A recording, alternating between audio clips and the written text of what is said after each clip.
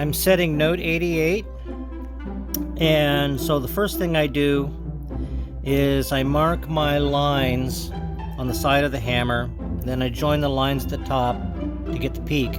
Then what I do is I shape the hammer to a point. Top note is 53 millimeters.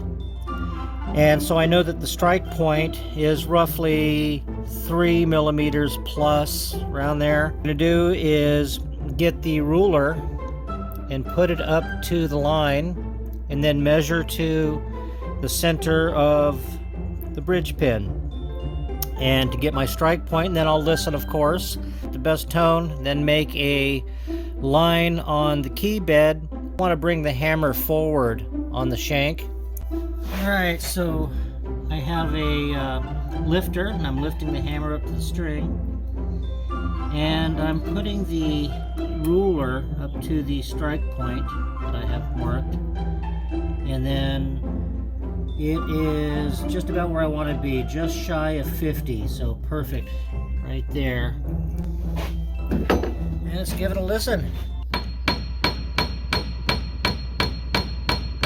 Oh, very nice.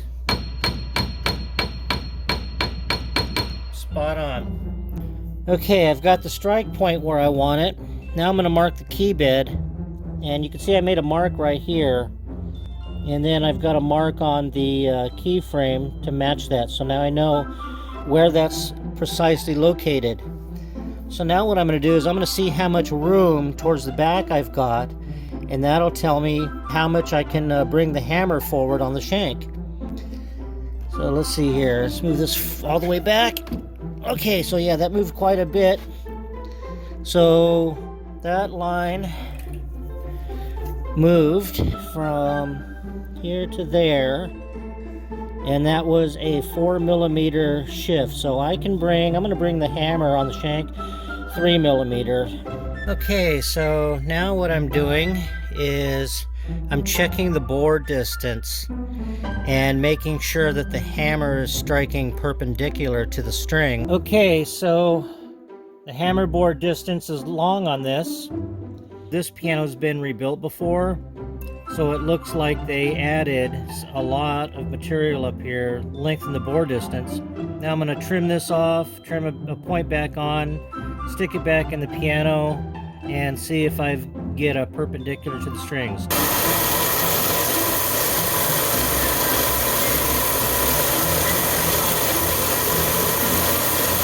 Alright, so I've got my hammer reshaped, and I drew a line on the strike point again. So now I'm going to put it back in the piano. Okay, so now I'm checking the strike point again. 48. So I've got to go out about 2 millimeters. Let's try right there. It's 1 more millimeter.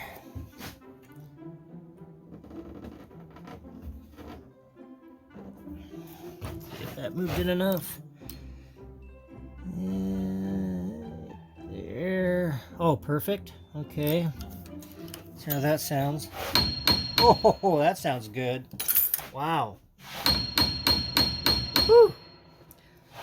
Okay, I've got my hammer in my sample jig.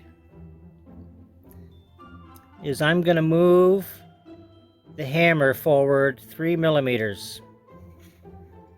Maybe too much. Right there, let's try that.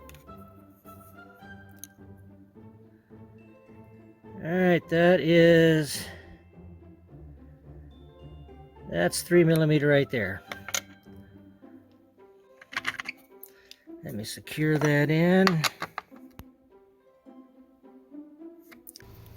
Alright, so I got the new hammer in there. Yeah, let's see. Right there. Right there.